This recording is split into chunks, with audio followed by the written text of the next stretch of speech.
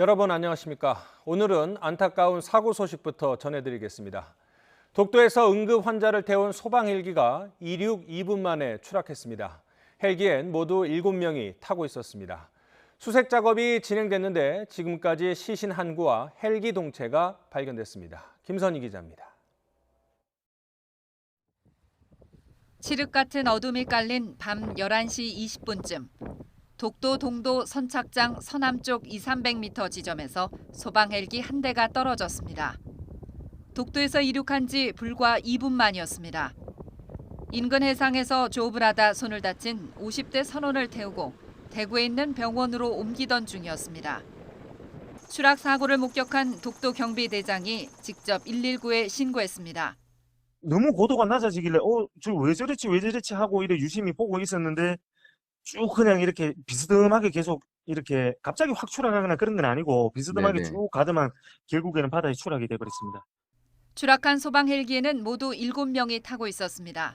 기장 46살 김모 씨, 부기장 39살 이모 씨, 정비사 45살 서모 씨, 구급대원 29살 박모 씨, 구조대원 31살 배모 씨 등 5명은 중앙 119 구조본부 소속입니다. 또 응급환자 50살 윤모 씨와 보호자 46살 박모 씨가 탑승하고 있었습니다.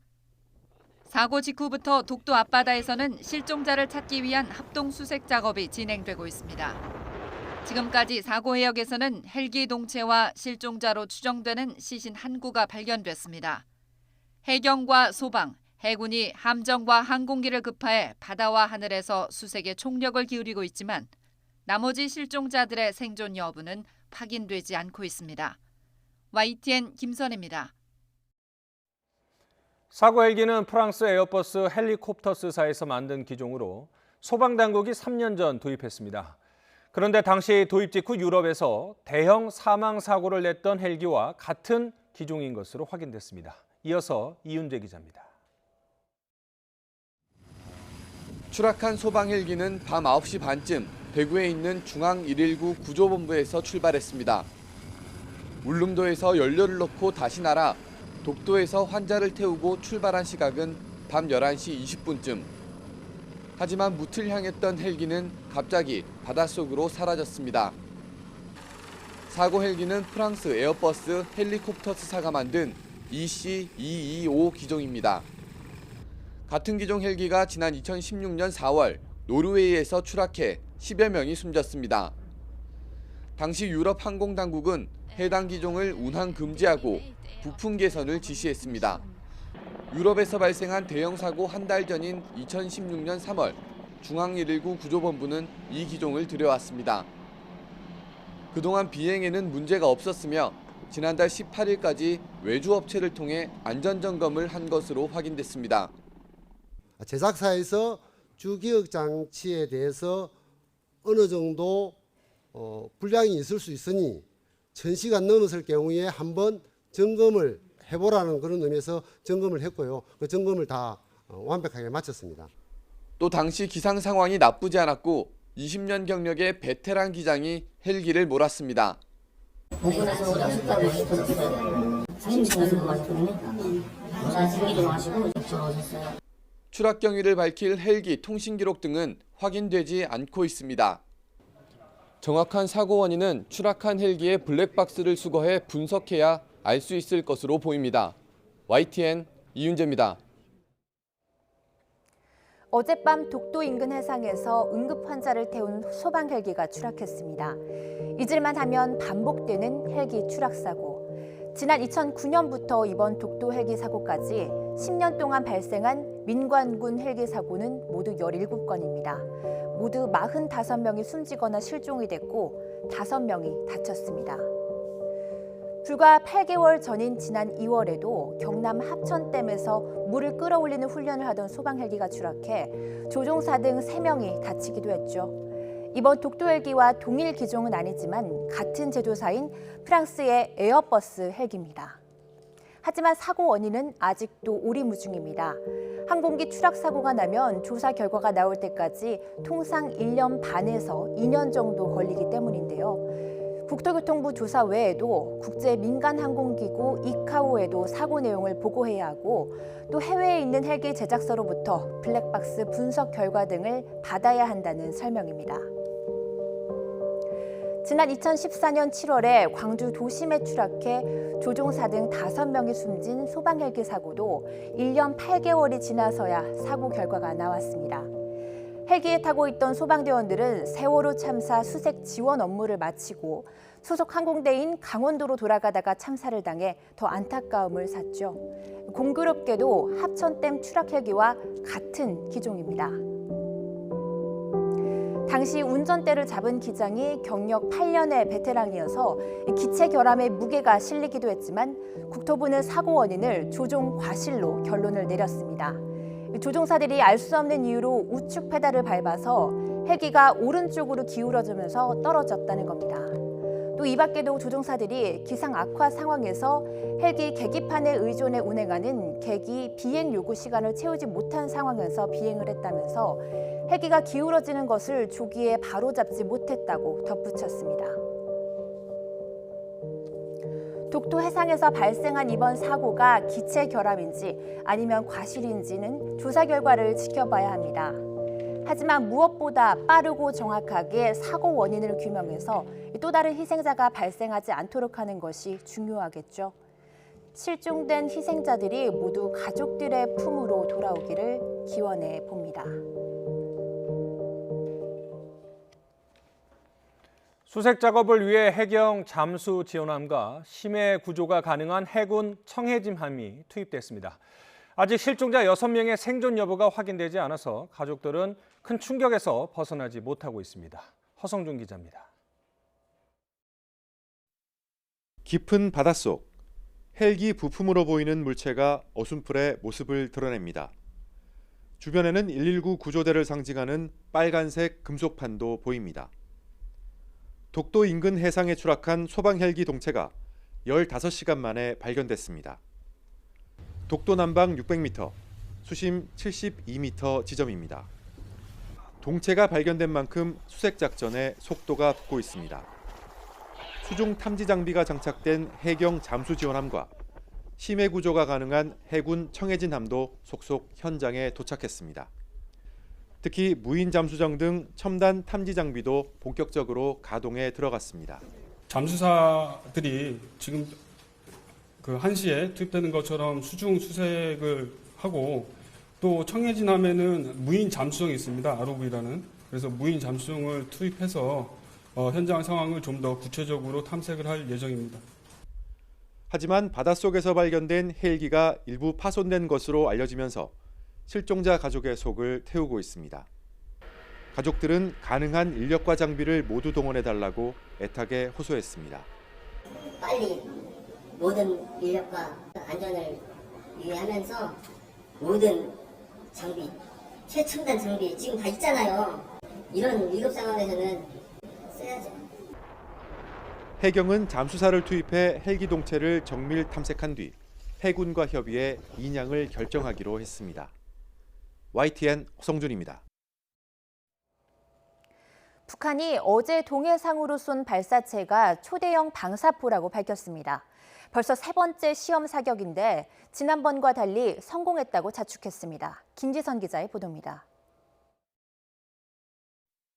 북한이 연속 사격에 성공했다며 공개한 건 초대형 방사포였습니다. 지난 8월 첫 선을 보인 데 이어 지난 9월에도 시험 사격을 했는데 다시 3번째 발사에 나선 겁니다. 앞서 2차례 발사 때와 달리 김정은 위원장은 참관하지 않은 것으로 보입니다. 발사 순간이 담긴 사진 한 장만 게재했고 보도 내용 역시 성공을 자축하면서도 비교적 차분했습니다. 지난 9월 발사에 직접 참관한 김 위원장은 앞으로 연발만 성공하면 될 것이라고 말해 일부 실패한 것이 아니냐는 해석을 낳았습니다. 이번엔 연속 사격에 성공했다며 기술 향상을 시사했습니다. 대미 대남 압박보다는 여전히 대내적 차원에서 새로운 어떤 무기체계, 무기 현대화 측면이 더 강하다고 봐야 되겠죠. 하노이 회담이 결렬되자 지난 5월부터 발사체를 다시 쏘기 시작한 북한은 반년간 모두 12차례 발사체를 쏘아 올렸습니다. 북미 협상이 교착 상태에 빠진 틈을 노려 북한판 이스칸데르인 KN-23과 신형 대구경 조정 방사포를 비롯한 각종 신형 무기의 성능 실험에 나선 것으로 풀이됩니다. YTN 김지선입니다. 대통령 비서실장과 청와대 안보실장, 정책실장 등 이른바 청와대 3실장이 국회 국정감사에 모두 출석했습니다. 조국 전 장관 사퇴를 두고 결론적으로는 인사 실패였다며 고개를 숙였지만 북한의 발사체 발사에 대해서는 우리도 북한 못지않게 시험 발사를 하고 있다면서 안보 실패가 아니라고 반박했습니다. 김영수 기자입니다. 노영민 대통령 비서실장은 이른바 조국 전 장관 사태가 인사 실패라는 야당의 지적에 결론적으로 그렇게 됐다며 무한 책임을 느낀다고 밝혔습니다. 그렇지만 문 대통령을 직접 거론한 비판에는 말을 아끼지 않았습니다. 말 힘들게 하지 마세요. 대통령 닮아가십니까? 왜 그러세요? 합법적 불공정이니 아니 뭐니 무슨 이런 말씀을 그렇게 하십니까? 대통령 닮아간다는 게 지금 무슨 말입니까? 야당 의원들은 국정감사 내내 검증 책임론으로 공세를 이어갔고 했냐고 묻는 거예요. 제대로 했냐고. 제대로 해서 이 난리를 피게 했냐고요. 예? 의원님의 질책은 아프게 받아들이겠습니다. 여당에서는 나경원 자유한국당 원내대표 딸의 특혜 의혹으로 역공을 폈습니다. 야당 원내대표 딸과 관련해 성신여대 입학처와 교무처 압수수색하고 당시 총장 입시 때 면접했던 교수들, 성적을 올려둔 교수들 모두 소환해야 합니다. 하루 전 있었던 북한의 발사체 발사와 한반도 평화 프로세스도 쟁점이 됐습니다. 정의용 국가안보실장은 북한의 미사일 시험은 위중한 위협이 아니고 9.19 군사합의 위반으로 보지도 않는다며 안보 무능 비판에 선을 그었습니다. 상세하게 밝힐 수는 없습니다만 북한 못지않게 북한보다 적지 않게 미사일 시험 발사를 하고 있습니다. 군인권센터에서 공개해 논란이 된 이른바 개헌 문건에 대해 정의용 실장은 문건의 진위에 대한 확신이 없다고 말했고 노영민 실장은 아주 심각하게 본다고 답했습니다. 또 북한이 대통령 모친상에 보낸 조의문에 조만간 답신할 예정이라며 남북 간 소통을 이어가겠다는 계획을 밝혔습니다. YTN 김영수입니다. 조국 전 법무부 장관 일과 관련 의혹을 수사하고 있는 검찰이 웅동학원 관련 비리 혐의로 구속된 조 전 장관 동생을 다시 불러 조사했습니다. 검찰은 웅동학원 관련 의혹에 조 전 장관도 연루됐을 것으로 의심하고 있는데 이르면 다음 주쯤 조 전 장관을 직접 소환해 조사할 것으로 예상됩니다. 박기환 기자의 보도입니다. 검찰은 웅동학원 비리 혐의로 구속된 조국 전 법무부 장관의 동생 조모 씨를 이튿날 다시 불러 조사했습니다. 위장소송과 채용비리 혐의 등에 조 전 장관도 관여했는지 여부 등을 집중 추궁한 것으로 알려졌습니다. 조 씨는 사무국장을 맡은 웅동학원을 상대로 허위공사 대금을 청구하는 위장소송을 벌여 100억 원대 채권을 확보한 혐의 등으로 구속됐습니다. 검찰은 채권자인 한국자산관리공사 캠코에 강제 집행을 피하려고 허위 소송을 계획한 것으로 보고 당시 웅동학원 이사였던 조 전 장관과 이사장인 모친도 관여했는지 의심하고 있습니다. 조 전 장관 자택에서는 캠코와의 소송 관련 문건이 발견됐고 조 전 장관과 모친은 지난 2016년 캠코가 제기한 소송 대상자에 포함되기도 했습니다. 하지만 조 씨는 가족들이 전혀 관여하지 않았고 허위 소송 자체에 대해서도 몰랐다는 입장입니다. 토목공사도 있었고 진입로공사도 있었고 이런 공사들이 있었으니까 이 부분에서 그러면 네가 받아갈 수 있으면 받아 이런 채권이 받을 게 있다라고 이야기를 하셔서 난 그런 줄 알고 있었던 분입니다. 검찰은 정경심 교수에 대해서도 구속기간을 연장한 뒤 입시 비리와 사모펀드 의혹 등에 조 전 장관이 연루됐는지 조사하고 있습니다. 다만 최근엔 정 교수가 건강 문제로 검찰의 소환 통보에 불응해 조사가 진행되지 않고 있습니다. 변호인단은 정 교수의 건강 상태가 안 좋은 만큼 구속 적부심을 청구하는 방안을 두고 고심을 거듭하고 있는 것으로 알려졌습니다. 검찰은 조사를 마무리하고 정 교수를 추가 기소하기에 앞서 조 전 장관을 직접 불러 그동안 제기된 의혹들을 조사할 방침입니다. YTN 박규환입니다. 우리나라 수출이 11개월 연속 마이너스를 기록했습니다. 연간 수출이 전년보다 줄어드는 역성장이 3년 만에 기록될 것으로 우려되는 상황입니다. 이에 따라 정부는 연말까지 무역금융 60조 원을 지원하기로 했습니다. 김태민 기자입니다.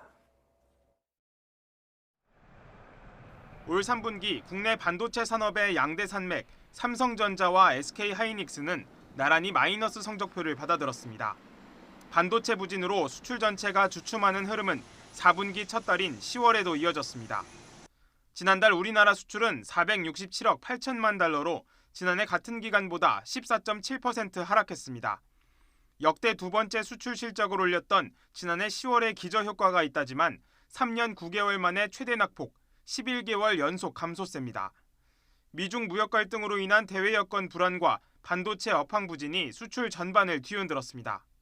우리나라의 수출 감소폭이 더 큰 이유는 대중 수출 비중이 상대적으로 더 크고 반도체 등 특정 품목에 대한 의존도가 높은 데 따른 것으로 판단됩니다.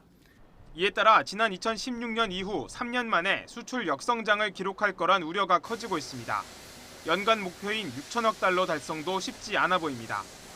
정부는 분위기 반전을 위해 수출 기업 지원에 더욱 힘을 쏟기로 했습니다. 4분기에만 무역금융으로 60조 원을 지원하고 수출 계약 기반 특별보증을 올해 500억 원에서 내년에는 2천억 원으로 대폭 확대하겠습니다. 특히 내년 1분기에는 수출이 플러스로 돌아설 거라는 게 정부의 예상이지만 상황을 낙관할 수만은 없다는 지적이 나옵니다. 내년 1분기에 수출 증가율이 플러스로 전환될 것으로 저희도 전망을 하고 있지만 그러나 여전히 대외 불확실성 요인들이 존재하고 또 글로벌 주요국의 경기 흐름이 개선되지 않는 이상 큰 회복세를 기대하기는 어려운 것으로 보입니다. 기나긴 수출 감소의 터널에서 벗어나기 위해 정부가 총력 대응에 나선 가운데 정부의 진단대로 10월 저점을 통과해 반등에 성공할지 주목됩니다. YTN 김태민입니다. 그나마 소비자 물가는 한 달 만에 마이너스 상승률에서 벗어났습니다. 연말부터는 물가가 0% 중반 수준을 유지할 것으로 보입니다. 오인석 기자입니다. 가을 태풍의 영향으로 지난달 배추값은 1년 전보다 66%, 상추는 31%가 올랐습니다. 또 열무는 88%, 오이도 25% 올랐습니다. 9월에 떨어졌던 배추와 상추 가격 등이 한 달 만에 오름세로 돌아섰습니다. 반면 토마토와 파, 마늘 가격은 떨어졌습니다. 9월 소비자 물가가 사상 첫 마이너스로 떨어지는데 큰 영향을 미쳤던 농산물 가격 하락세가 지난달에는 주춤해지면서 마이너스 물가에서 벗어났습니다. 휘발유와 경유, LPG 가격은 국제 유가가 큰 폭으로 떨어진 데 힘입어 하락폭이 더 컸습니다. 지난달 소비자 물가 지수를 구성하는 전체 품목 중 가격 하락 품목 수가 9월에 비해 줄었습니다. 지난달 마이너스 0.4%에서 0.0%로 보합을 보인 이유는 그동안 가격 하락의 주요 요인이었던 농산물의 하락세가 완화되었기 때문이라 생각됩니다. 올 1월부터 0.4에서 0.8%대를 오르내리던 소비자 물가는 8월 이후 큰 폭으로 떨어지며 디플레이션 우려까지 제기됐습니다. 통계청은 최근의 저물가를 일시적, 정책적 요인으로 판단하면서 12월쯤에는 0%대 중반 이후로 물가가 유지될 것으로 내다봤습니다. 하지만 경제 전문가들은 경기가 더 안 좋아지면 수요 부진에 의한 물가 하방 압력이 커질 것으로 우려하고 있습니다. 향후 경기 침체가 계속되어서 수요 측면에 하방 압력이 계속 있을 것이기 때문에 디플레이션 가능성이 상당히 있고 정책 당국은 이 부분에 대해서 상당히 유의해야 될 것 같습니다. 정부는 물가 상승률이 연말에는 0%대 중반대로 회복될 것으로 전망하면서 물가에 영향을 미치는 요인을 점검하고 대응하겠다고 밝혔습니다. YTN 오인성입니다. 민간택지 분양가 상한제 적용 대상 지역이 오는 6일 발표됩니다. 시장에서 촉각을 곤두세우고 있는데요. 서울 강남권과 마포, 용산, 성동이 우선적으로 포함될 것으로 전망됩니다. 박병환 기자입니다. 최근 꿈틀거리고 있는 부동산 가격을 잡기 위해 정부가 다시 나섭니다. 국토교통부는 오는 6일 주거정책심의위원회를 열어 민간택지 분양가 상한제 적용 지역을 결정해 발표합니다. 이를 위해 국토부는 주요 지역의 집값과 분양 물량 등을 분석하고 있습니다. 시장에서는 집값과 분양가가 높은 강남권과 마용성, 즉 마포, 용산, 성동구를 비롯한 비강남권 일부가 대상이 될 것으로 보고 있습니다. 지난 9월 기준으로 서울 25개 구를 비롯한 31개 투기 과열지구 모든 지역이 상한제 지정 요건을 모두 충족했다는 게 국토부의 판단입니다. 분양가 상한제 지정 요건은 직전 1년 동안 분양가 상승률이 물가 상승률의 2배를 초과하거나 직전 2개월 모두 평균 청약 경쟁률이 5대1 이상인 곳, 또는 직전 3개월 주택 거래량이 전년 같은 기간보다 20% 이상 증가한 곳입니다. 상한제 대상 지역은 동 단위로 꼭 집어 지정될 예정입니다. 하지만 분양가 상한제에 따른 공급 위축 등 부작용에 대한 우려도 나오고 있습니다. 청약 쏠림 현상이라든지 분양시장의 과열 현상이 크게 나타날 수 있기 때문에 오히려 이런 부분에 있어서 분양시장을 교란하는 부작용이 나타날 수도 있겠고요. 장기적으로는 사업주 입장에서는 수익성이 떨어지기 때문에 공급 위축에 대한 장기적 가능성도 남아있다고 보여집니다. 특히 국토부는 최근 한남 3구역 재개발 시공사 선정 과정에서 과열 조짐을 보인 용산구의 부동산 가격 변화를 엄밀히 분석 중인 것으로 알려졌습니다. 위원회에서는 일부 지역에 대한 조정 대상 지역 해제 여부도 논의되는데 현재 경기도 고양시와 남양주시, 부산시 등이 최근 국토부에 조정 대상 지역 해제를 공식 건의했습니다. YTN 박병환입니다. 경찰이 화성 연쇄살인의 또 다른 피해자로 드러난 실종 초등학생의 유골을 찾기 위해 30년 만에 수색 작업에 나섰습니다. 실종 초등학생의 가족들은 현장을 찾아 한 맺힌 울음을 터뜨렸습니다. 안윤아 기자의 보도입니다. 경기도 화성시에 있는 한 공원. 경찰이 출입 통제선을 친 채 각종 장비를 동원해 수색 작업을 펼칩니다. 지난 1989년 하굣길에 실종된 초등학생 9살 김모 양의 유류품이 발견된 곳입니다. 김 양은 최근 이춘재의 자백으로 그의 잔혹한 범행에 또 다른 희생양이었음이 드러났습니다. 힘겨운 발걸음으로 현장을 찾은 가족들은 가슴 맺힌 한을 풀지 못하고 끝내 오열했습니다. 자신의 꼴이 제일인데 벌써 말았어요. 경찰은 땅속 3m까지 탐지 가능한 지표 투과 레이더, GPR 세대 등 가용 자원을 총동원해 샅샅이 수색하고 있습니다. 하지만 수색 성과를 장담할 수는 없습니다. 화성 일대가 도시개발로 지형이 많이 바뀐 데다 이춘재가 시신을 유기했다고 진술한 곳은 이미 아파트가 들어서며 수색 자체가 불가능합니다. 30년 전 부실 수사에 원망 섞인 목소리가 나올 수밖에 없습니다. 어떻게 살인 사건을 잔손 가출 이런 걸로 취급해가지고 그렇게 관심 없이 그렇게 그때 당시에 수사를 했던 누군가를 정말 얼굴 한번 보고 싶습니다. 수색 마무리까지 며칠이 걸릴지도 불투명한 상황. 경찰은 GPR을 이용해 의심되는 몇몇 곳을 특정한 뒤에는 직접 발굴 조사를 벌인다는 계획입니다. YTN 안윤학입니다. 몽골 헌법재판소장이 한국으로 오는 여객기 안에서 여성 승무원을 성추행해 체포됐지만 경찰이 조사도 하지 않고 바로 석방한 것으로 드러났습니다. 면책 특권이 있다는 대사관 측 말만 믿고 풀어준 건데 외교부의 판단이 다르게 나오자 뒤늦게 다시 조사했습니다. 나혜인 기자입니다. 몽골 울란바토르에서 출발한 대한항공 여객기 안에서 착륙을 1시간여 앞두고 성추행 신고가 접수됐습니다. 성추행 가해자는 오드바야르 도르지 몽골 헌법재판소장과 수행원이었습니다. 두 사람은 술을 마신 상태로 여성 승무원 2명의 신체를 만진 것으로 전해졌습니다.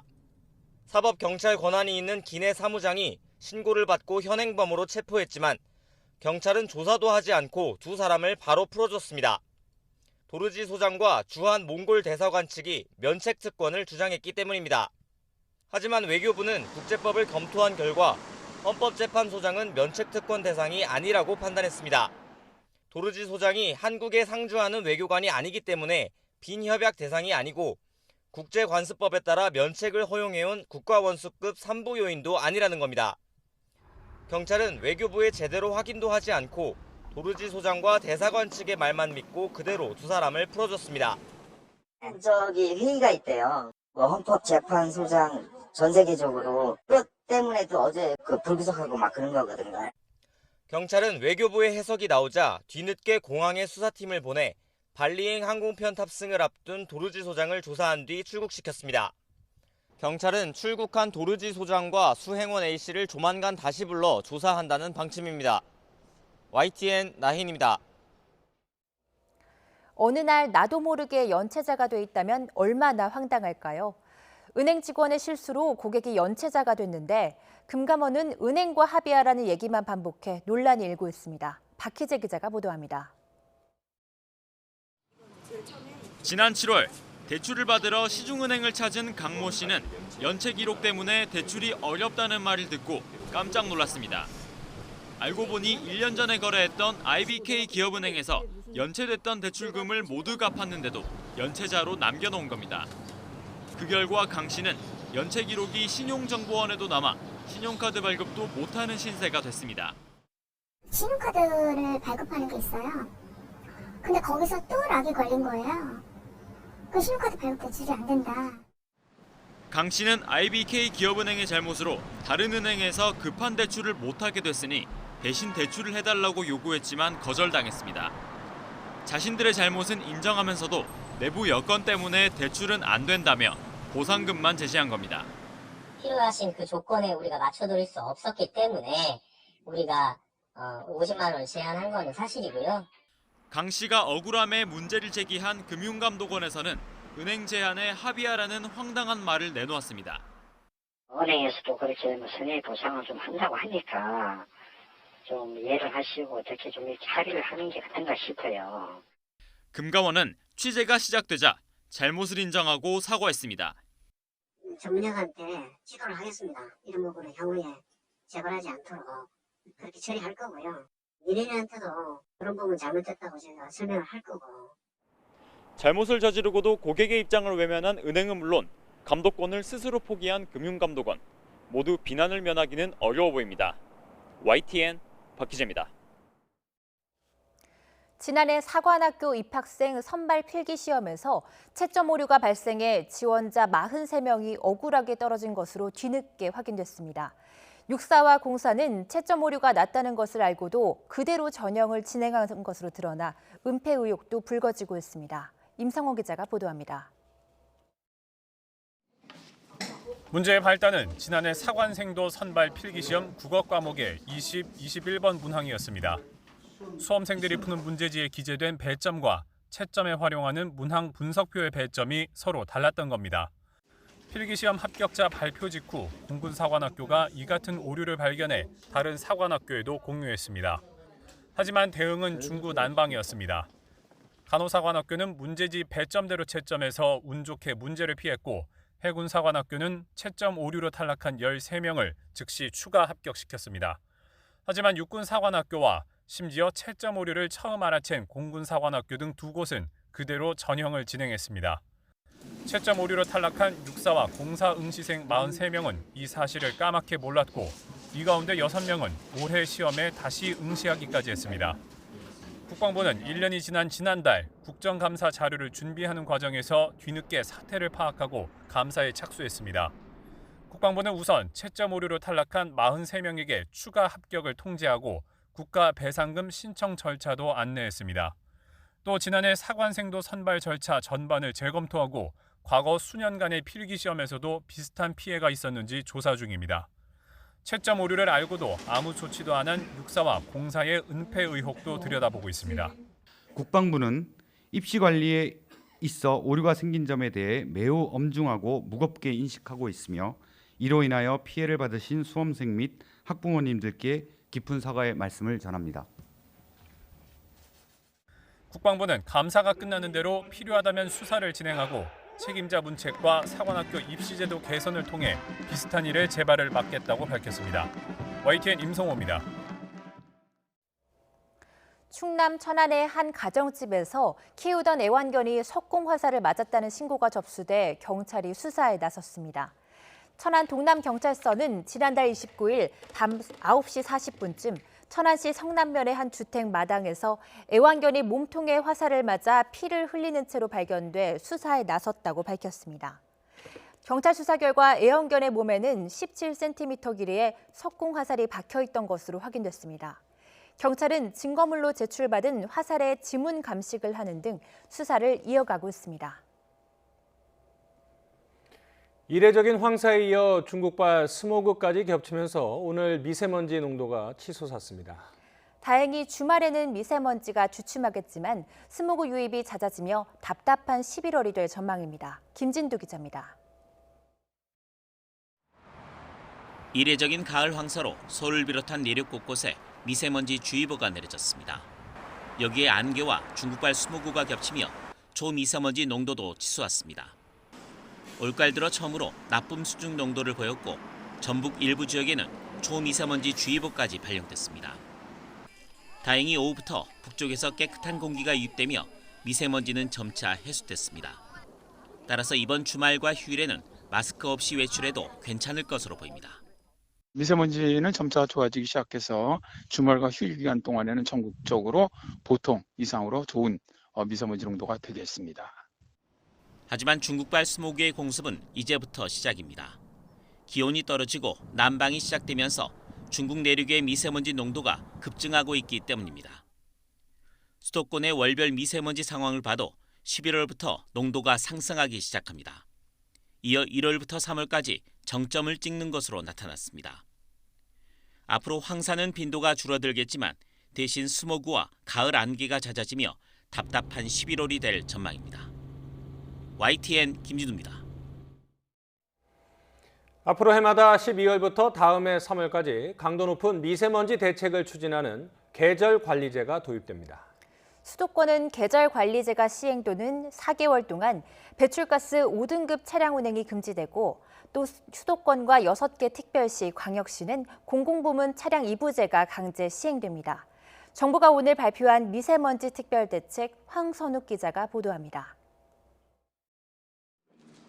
정부가 국가기후환경회의의 제안을 토대로 미세먼지 계절관리제 등 고강도 대책을 내놨습니다. 우선 배출가스 5등급 차량 운행 제한, 고농도 미세먼지 예보에 관계없이 수도권은 4개월 내내 시행하기로 했습니다. 수도권 86만 대가 대상인데 생계형은 제외하고 12월부터 계도 기간을 거쳐 시행합니다. 지난 겨울 미세먼지 저감 조치 때 서울에서 몇 차례 시행한 적이 있지만 수도권 전면 시행은 처음입니다. 수도권과 세종시 5개 광역시에는 공공부문 차량 이부제가 강제 시행됩니다. 다만 민간 차량 이부제 자율 시행은 이번 조치에서 빠졌습니다. 올해에는 소위 미세먼지 8법을 재개정하였고 국가미세먼지 특별위원회와 국가기후환경회의를 출범시켰으며 미세먼지 추경 예산으로 1조 3천억 원을 편성하는 등 석탄발전소 가동도 최대한 줄이기로 했습니다. 석탄발전소 60기 가운데 가동 중단 기수를 12월부터 2월까지는 최대 14기, 3월에는 최대 27기까지 확대합니다. 이 밖에 미세먼지 배출 사업장에 대해서는 천여 명의 상시 점검 당국과 함께 적외선 카메라를 장착한 분광계, 비행선 등 첨단 장비를 동원해 집중 감시를 하기로 했습니다. 특히 중국과는 12월부터 미세먼지 예보, 경보 정보를 공유하는 등 협력을 강화합니다. 정부는 오는 2024년까지 초미세먼지 농도를 16 마이크로그램 이하로 2016년 대비 35% 이상 낮춘다는 계획입니다. YTN 황선욱입니다. 여론조사 결과 더불어민주당과 자유한국당의 지지율 격차가 이른바 조국 정국 이전으로 돌아간 것으로 나타났습니다. 민주당이 잘했다기보다는 한국당이 자초했다는 분석이 지배적입니다. 최민기 기자가 보도합니다. 본격적인 조국 정국으로 접어들면서 근접 양상까지 보였던 더불어민주당과 자유한국당 지지율 격차가 눈에 띄게 다시 벌어졌습니다. 더불어민주당 지지도는 40%로 조국 사태가 불붙었던 추석 이후 첫 40%로 진입한 반면 자유한국당 지지도는 23%로 뒷걸음치며 전주 11%포인트였던 두 정당의 지지도 격차는 한 주 만에 17%포인트까지 더 벌어진 겁니다. 같은 기관의 여론조사에서 한 자리까지 줄어들었던 격차를 고려하면 눈에 띄는 변화입니다.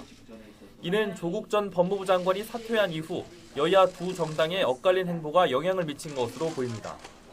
나빠진 민심을 의식한 이낙연 국무총리가 조국 사태에 대해 사과한 데 이어 민주당 이해찬 대표도 지난달 30일 청년층이 느꼈을 좌절감에 송구하다며 집권 여당 대표로서 사과한다고 밝혔습니다. 청년들이 느꼈을 불공정에 대한 상대적 박탈감, 좌절감은 깊이 있게 헤아리지 못했습니다. 국민 여러분에게 매우 송구스럽다는 말씀을 드리겠습니다. 반면 한국당은 한껏 고무된 축제 분위기였습니다. 조 전 장관 사퇴에 기여했다며 관련 의원들에게 표창장과 함께 상품권을 줬고 더 나아가 패스트트랙 과정에서 고발된 의원들에게 공천 가산점을 주겠다고 해 큰 논란을 빚었습니다. 여기서 멈추지 않고 대통령을 벌거숭이로 표현한 동영상을 올렸다가 갑자기 내리기도 했고 대통령 모친 상중에 나온 민경욱 의원의 발언도 빈축을 샀습니다. 결정타는 황교안 대표가 직접 챙긴 영입 인사입니다. 공관병 갑질 논란의 당사자인 박찬주 전 육군대장을 영입하려다 당내 반발로 취소하면서 여론이 돌아선 것으로 분석됩니다. 박찬주 대장을 영입 발표해서 배제하신 것은 가장 큰 이유가 뭔가요? 지금 내 말씀 들었습니까? 배제라니요. 정말 귀한 분이에요. 지지율 격차가 벌어진 건 민주당이 잘해서라기보단 한국당이 더 잘못해서라는 분석입니다. 벌어진 격차에 취한다면 조국 사태로 내상을 입은 민주당에 또다시 독이 될 수도 있다는 뜻입니다. YTN 최민기입니다. 지난 19대 국회에서 새누리당 비례대표를 지낸 이자스민 전 의원이 최근 자유한국당을 탈당해 정의당에 입당한 것으로 확인됐습니다. 정의당 관계자는 필리핀 출신인 이 전 의원은 우리나라 최초의 귀화 의원으로 상징성이 있는 만큼 이주 여성이나 외국인 노동자와 관련된 당직을 맡기려고 조율 중이라고 밝혔습니다. 다만 내년 총선 출마나 비례대표 발탁은 아직 고려하지 않는 것으로 알려졌습니다. 오늘 청와대 국정감사에서 이호승 경제수석이 경제 성장률 같은 기본 수치도 몰라 쩔쩔매면서 거센 질타를 받았습니다. 이에 청와대 입성 후 국감장에 처음 나온 김상조 정책실장이 반격하며 전천후 공격수를 자처했습니다. 조은지 기자입니다. 기획재정부 차관 출신인 자유한국당 송원석 의원, 같은 부처에서 한솥밥을 먹던 후배 이호승 청와대 경제수석을 불러 세웁니다. 내년도의 성장률을 얼마 정도로 지금 전망하고 있습니까, 정부에서? 정확한 기억인지 모르겠습니다만 2.6%인가? 기초적인 질문에도 선뜻 답이 안 나오자 분위기가 점점 싸늘해집니다. 금년도 성장률 전망은 몇 %입니까? 시간 가요. 빨리 답변하세요. 자료를 좀 보고 말씀드리겠습니다. 상황이 이쯤 되자 송원석 의원의 목소리는 걷잡을 수 없이 커집니다. 청와대가 정신을 차려야죠. 그래야 경제 되겠어요? 일본하고 좀 경제 전쟁한다며? 기본도 안 되는 사람 무슨 전쟁을 해? 이를 지켜보던 김상조 청와대 정책실장이 못 참겠다는 듯 끼어듭니다. 보충 말씀을 좀 드리고자 합니다. 허락해 주십시오. 국제적으로 비교할 때는 매우 신중해야 된다고 생각을 합니다. 여당 위원장까지 말려보지만 꿋꿋하게 발언을 이어갑니다. 그러니까 정부를 질책하시는 거에 대해서는 저희들이 경청을 하겠습니다만은 또 한편 균형된 어떤 말씀을 국민들께 들려드리는 것도 저희 정부에서 일하는 사람들의 책임이라고 생각을 합니다.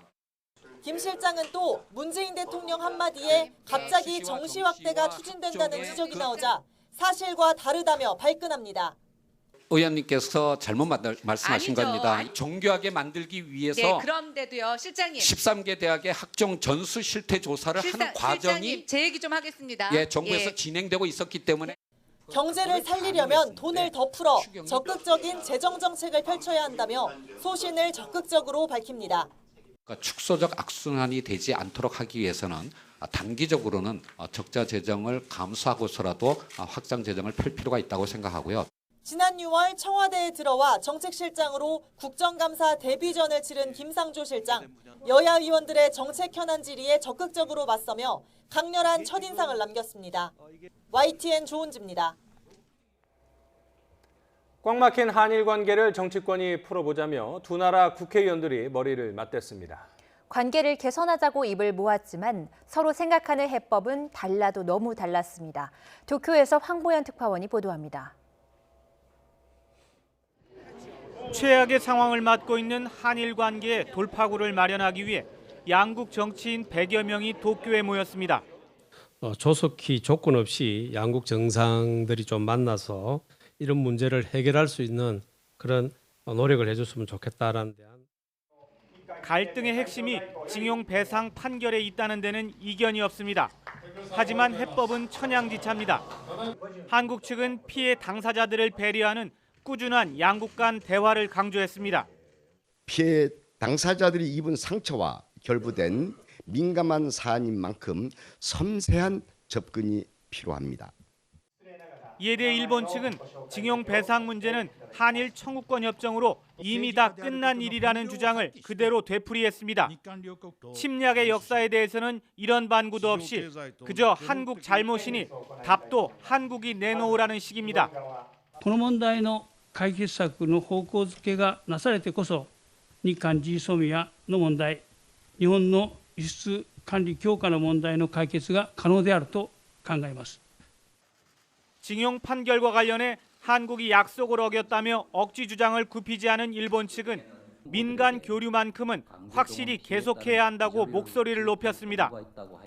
특히 내년 도쿄올림픽이 양국의 우정을 확인하는 대회가 되기를 바란다는 희망도 밝혔습니다. 의원들과는 별개로 문희상 국회의장은 다음 주로 예정된 G20 국회의장 회의 참석차 도쿄를 방문할 예정입니다. 이를 앞두고 주최 측인 일본 참의원 산토 의장은 일왕이 사죄하면 위안부 문제가 해결된다는 취지의 지난 2월 문 의장 발언을 누차 문제 삼으며 제대로 사과하지 않으면 개별 회담을 하지 않기로 뜻을 굳혔다고 현지 언론은 전했습니다. 도쿄에서 YTN 황보현입니다.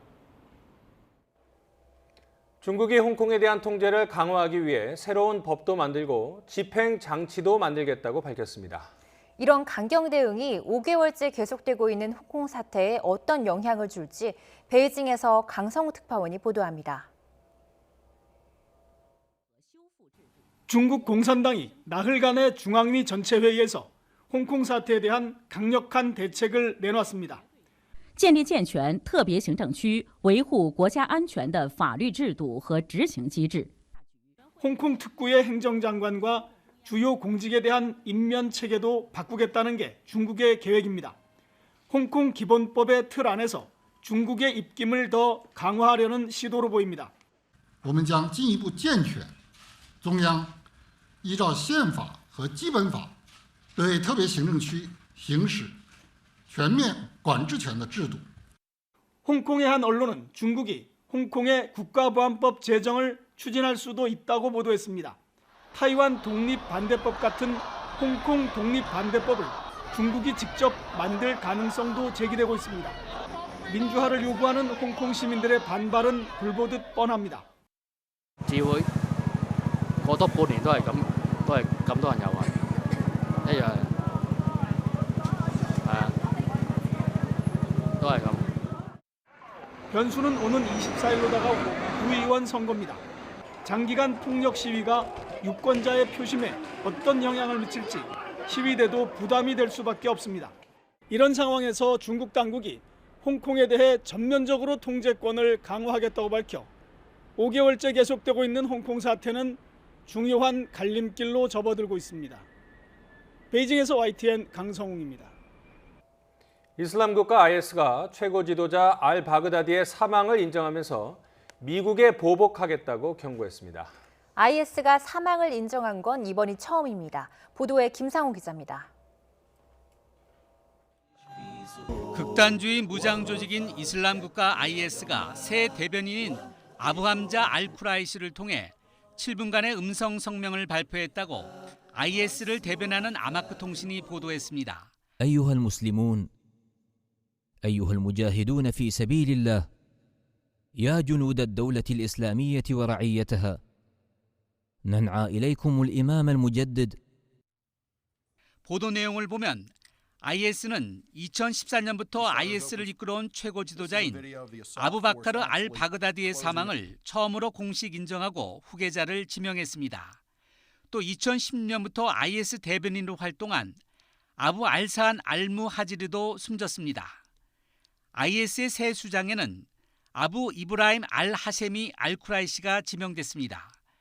알쿠라이시는 이슬람 원리주의 무장투쟁 운동주의자로 그동안 신상과 IS의 역할이 알려지지 않은 인물입니다.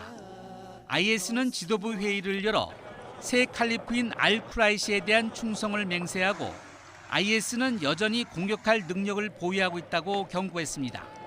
특히 IS는 중동에 한정된 조직이 아니며 동쪽에서 서쪽까지 펼쳐져 있다며 자신들의 사명을 계속 수행할 것이라고 경고했습니다. دولة اليوم تقف على أعتاب أوروبا ووسط إفريقية بل هي ممتدة باقية بإذن الله تعالى من المشرق إلى المغرب. 또 미국의 IS의 지도부의 죽음을 기뻐하지 말라면서 트럼프 미 대통령을 미친 늙은이라고 조롱하고 IS 지지자들이 칼리프의 죽음을 보복할 것이라고 위협했습니다. 시리아에서 미국이 철수함에 따라 지역 감옥에 갇혔던 IS 전사 수천 명이 탈출한 점을 IS는 언급했습니다. YTN 김상호입니다. 트럼프 미국 대통령이 시진핑 중국 국가주석과 무역 합의 서명을 위한 새로운 장소를 물색 중이며 곧 발표할 계획이라고 밝혔습니다. 하지만 중국은 미국과의 포괄적이고 장기적인 무역 합의에 대해 의구심을 보이고 있는 것으로 전해졌습니다. 보도에 이종수 기자입니다. 트럼프 대통령은 트윗을 통해 칠레 에이펙이 취소된 후 미국과 중국은 전체 거래의 60%가량인 1단계 무역 합의 서명을 위해 새로운 장소를 물색하는데 협력하고 있다고 말했습니다. 이어 새로운 장소가 곧 발표될 것이라면서 시 주석과 함께 서명할 것이라고 덧붙였습니다. 트럼프 대통령은 오는 16일과 17일 칠레에서 열릴 예정이던 에이펙 정상회의에서 시 주석과 1단계 무역 합의 서명을 추진했습니다. 트럼프 대통령의 이날 트윗은 에이펙 정상회의 취소에도 당초 예정된 시기에 1단계 협상을 끝내겠다는 의지를 밝힌 것입니다. 새 서명 장소와 관련해 중국이 마카오를 제안했지만 미국은 미국령 알래스카나 하와이 등 다른 곳을 제안할 것이라고 외신들은 보도했습니다. 트럼프 대통령은 2단계 협상까지 거론하면서 중국과의 무역 협상에 낙관론을 펴왔습니다. So big that we thought doing phases would be good, but actually the things in the second phase are in many ways a lot easier than the things in the first phase. So we'll see how that goes. 하지만 중국 정부는 미국과의 포괄적이고 장기적인 무역 합의에 대해 의구심을 보이고 있다고 블룸버그 통신은 보도했습니다.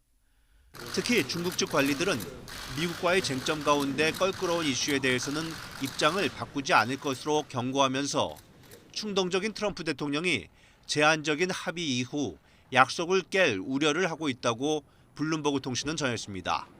YTN 이종수입니다.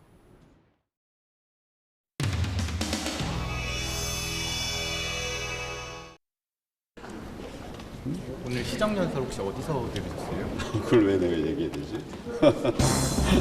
대통령이 어제 국방위에서 계엄령 문건 관련해서 거론되셨는데 어떻게 계엄령 문건 관련해서 대변인이 제가 이제 그런 말 했을 거예요.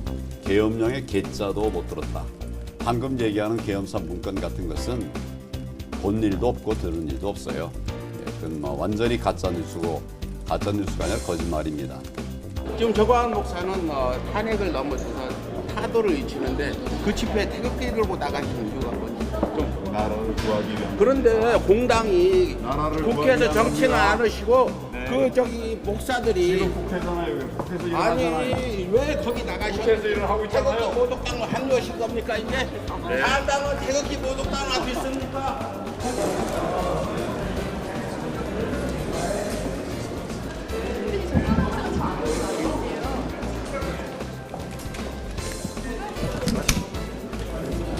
어디 소속이에요? 어디 소속이에요? 네? 우리 해설관들이 그런 일 없어요.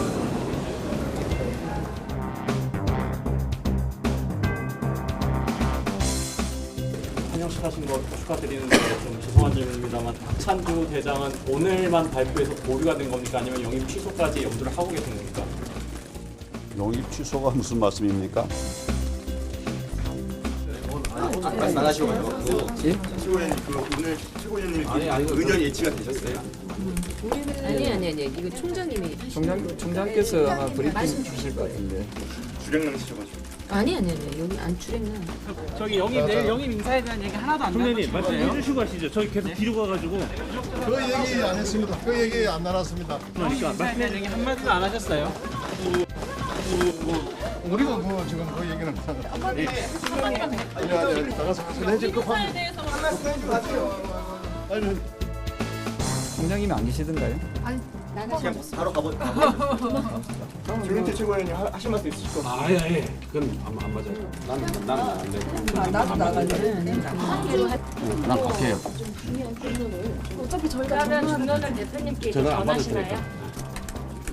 그게 과연 적합하냐에 대해서는 저는 뭐 개인적으로 여러분들이 물어보신다면 저는 부적절하다고 생각하기 때문에 그 반대 의사를 분명히 밝혔던 거고요.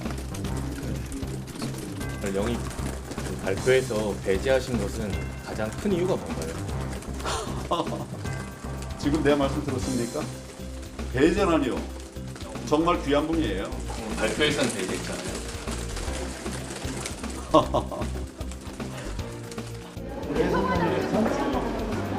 그런 일 없어요.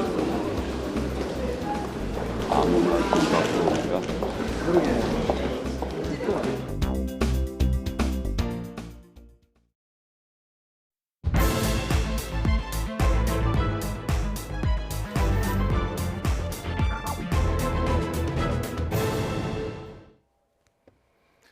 국회 운영위원회가 대통령 비서실과 국가안보실 등 청와대를 상대로 국정감사를 실시했습니다. 이 조국 전 장관 임명 등 인사 문제는 물론이고 안보 문제와 정부의 주요 경제 정책을 놓고도 치열한 공방이 이어졌습니다. 나이트 포커스 배종호 세한대 교수, 이현종 문화일보 논설위원 나오셨습니다. 안녕하세요. 네, 안녕하세요. 네, 먼저 주제어 영상부터 보시겠습니다.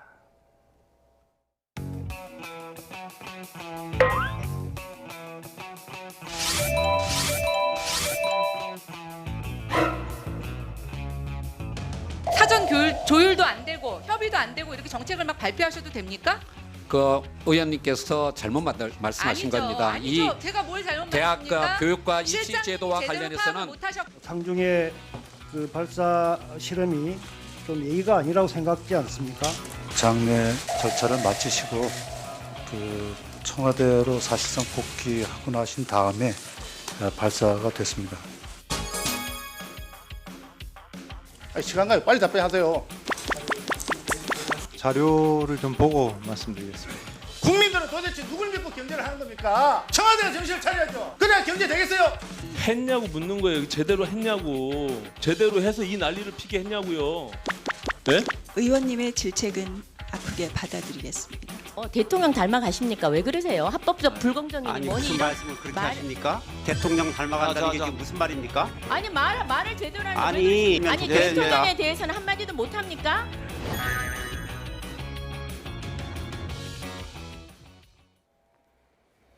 네, 국회 운영위원회 청와대 국정감사 현장 잠시 뒤에 조금 더 자세히 살펴보도록 하고 먼저 청와대 국정감사를 끝으로 사실상 올해 국감은 마무리가 됐습니다. 먼저 이번 국감에 대해서 총평을 좀 부탁을 드릴게요. 네, 상당히 안타까운 국감이다. 이렇게밖에 말씀 못 드리겠네요. 네. 조국으로 시작해서 조국으로 끝났지 않습니까? 네. 한 2달 정도. 그래서 조국 블랙홀 전국이 다 됐는데 네. 이번 국감도 조국으로 시작해서 조국으로 끝났어요. 네. 특히 이제 오늘 또 국감에서도 조국으로 시작을 해서 앞으로 조국 정국이 계속되는 것이 아닌가라는 이제 우려감이 있어요. 특히 이제 20대 국회 하면은 역대 최악의 국회로 지금 평가를 받고 있습니다. 두 가지 점에서 그런데 하나는 국회에서 보이콧이 너무 많았어요. 걸핏하면 이제 장외를 나가서 네. 장외 투쟁을 하는 국회 보이콧으로 얼룩진 그런 20대 국회였고 또 하나는 법안 처리율이 역대 최저입니다. 1987년 민주화 이후에. 그러니까 지금 대략 28.5% 정도. 그런데 마지막에 무더기로 186개 정도 법안을 처리해서 그래도 불과 한 30%. 그러니까 1987년 이후에 역대 최고 하면 한 50% 법안 처리 되니까 여기에 비하면 이제 엄청나게 큰 차이가 있는 거죠. 그런데 안타깝게도 지금 또 한국당이 전국 순회 투쟁을 계속하겠다라는 입장이어서 앞으로도 조국 정국이 계속될 것 같은데 제가 볼 때는 이제 사실상 총선으로 넘어갈 수밖에 없는 그런 상황인데 내년 4월 15일 총선에서는 국민들이 유권자들이 이런 모습들을 낱낱이 기억을 해서 표로 심판해야 되는 것이 아닌가 이런 생각이 좀 듭니다.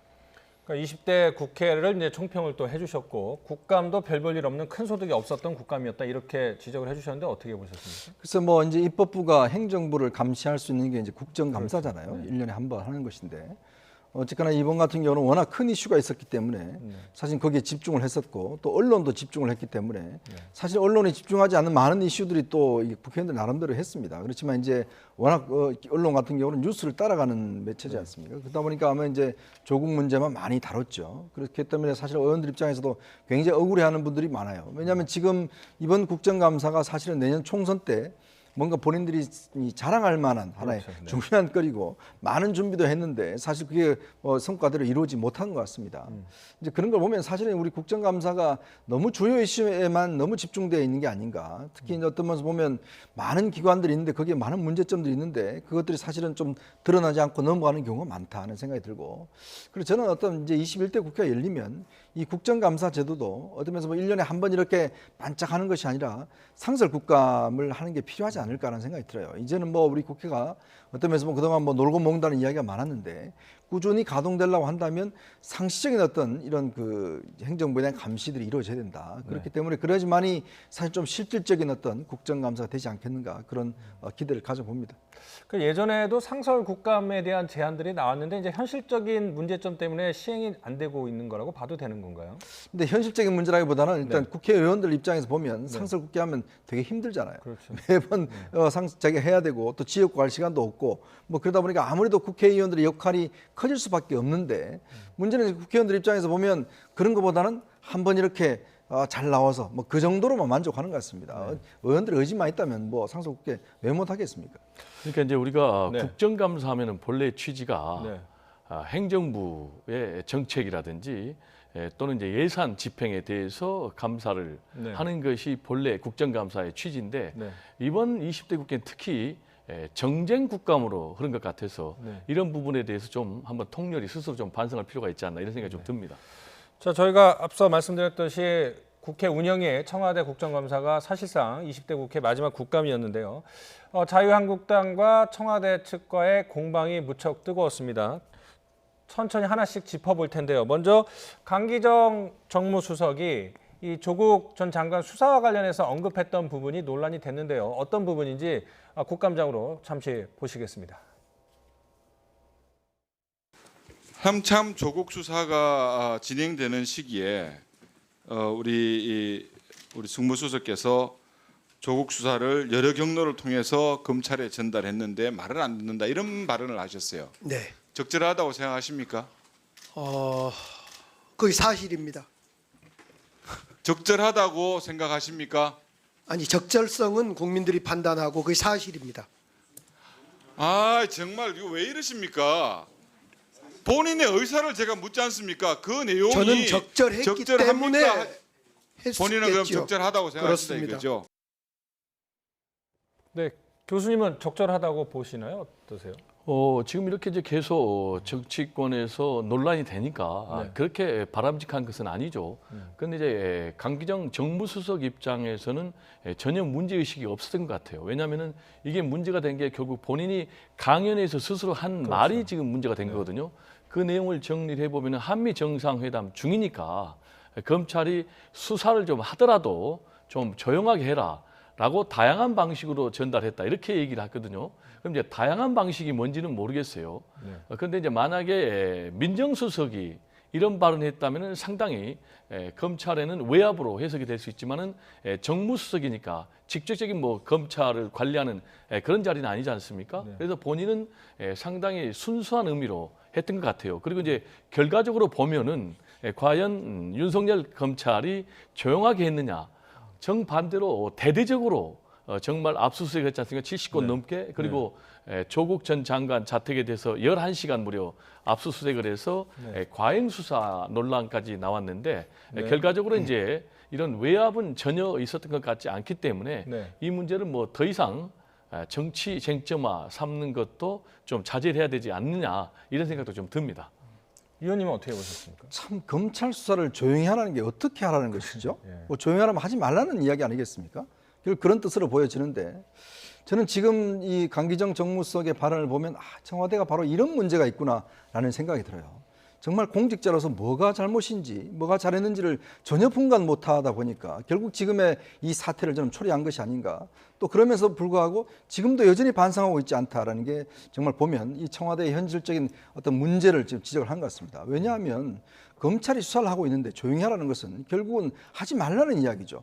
검찰이 수사를 어떻게 조용히 합니까? 압수수색을 조용히 할 수 있는 방법이 있습니까? 검찰이 수사 방법이라는 게 압수수색을 해야 되고 소환을 해야 되고 하는 게 수사 방식이지 않습니까? 그런데 그럼 검찰이 대통령이 미국에 가서 연설을 한다고 해서 검찰이 그럼 수사를 중단을 합니까?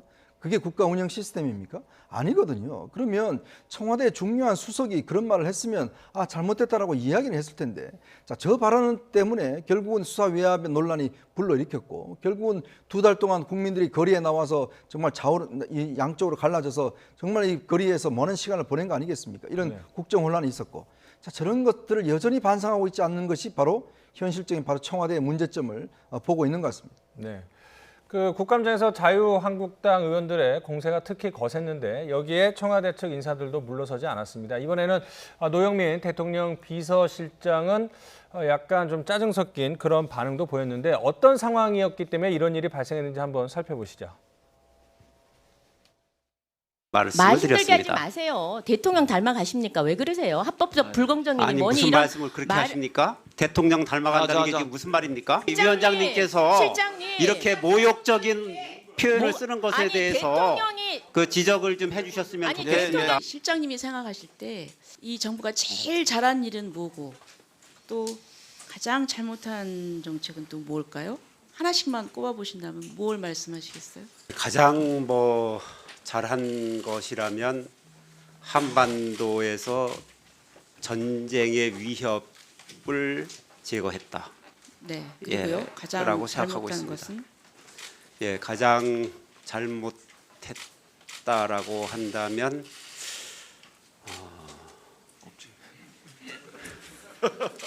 글쎄 언뜻 떠오르지는 않습니다.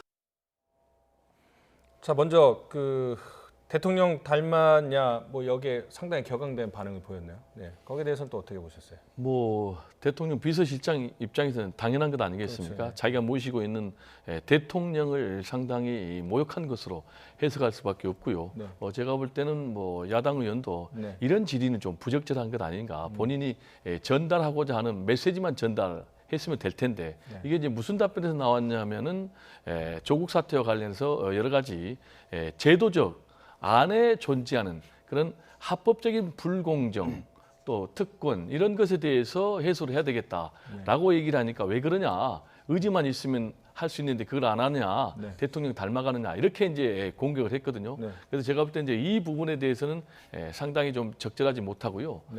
야당도 정확하게 국정감사에서 던지고 싶은 메시지 상대를 존중하면서 하는 그런 품격 있는 질의가 오히려 또 국민들의 박수를 받고 또 국정감사를 받는 당사자들한테도 존경을 받지 않을까 이런 생각이 좀 듭니다. 이 의원님께는 그거 여쭤볼게요. 2년 반 동안 잘못한 게 뭐가 있냐 했더니 언뜻 떠오르지 않는다고 대답을 했나? 예. 그래서 너무 많아서 그럴까요? 모르겠습니다. 이게 어떤 면에서 보면 이제 질문 자체가 이제 단답형으로 했기 때문에. 근데 사실 이런 식의 질문을 하면 청와대 입장에서 보면 사실은 지금 2년 반이지 않습니까? 2년 반 동안 지금 최근에는 조국 사태로 해서 2달 동안 국정 자체가 완전히 마비된 상황이었고 자, 경제 문제도 굉장히 심각한 상황이죠. 지금 잘하는 게 이제 한반도 전쟁 위협을 없앴다고 그러는데 불과 어제 이제 미사일 또 쐈지 않습니까? 그리고 남북 관계가 어떻습니까? 지금 오히려 이 한반도 3번이나 정상회담하기 이전보다 더 못한 상황으로 지금 돌아간 거 아니겠습니까? 자, 그렇다면 최소한 지금 청와대 비서실장이라는 분이 나왔으면 이런 부분에 대한 국민들에게 사과하는 게 저는 가장 우선이라고 보는데 어떤 면에서 보면 지금 청와대는 본인들이 뭘 잘못했는지 뭘 사과해야 될지를 잘 모르는 것 같아요. 그러다 보니까 결국은 이렇게 방어하기 위한 그런 이야기만 하는 것인데 지금 청와대가 과연 내세울 게 뭐가 있는지 그럼 2년 반이면 그러면 정말 자신 있게 자 우리 이거 했습니다. 성과 있었습니다. 라고 지금 이야기할 수 있는 게 뭐가 있는지 지금 각종 통계를 보십시오. 결국 이번 올해 지금 경제 성장률이 결국은 1%로 떨어진다는 지금 통계도 나와 있지 않습니까? 자, 그렇다면 청와대 비서실장이라는 분이 본인들의 잘못을 좀 사과하면서 그래도 열심히 하겠다. 좀 저거 지켜봐달라라고 국민들한테 호소하고 국회의원들한테 하는 것이 기본적인 자세일 텐데 자꾸 저렇게 방어한다 또 싸움을 한다 이런 모습만 보이니까 참 국민들 입장에서 솔직히 답답하신 게 아닌겠나 그런 생각이 듭니다.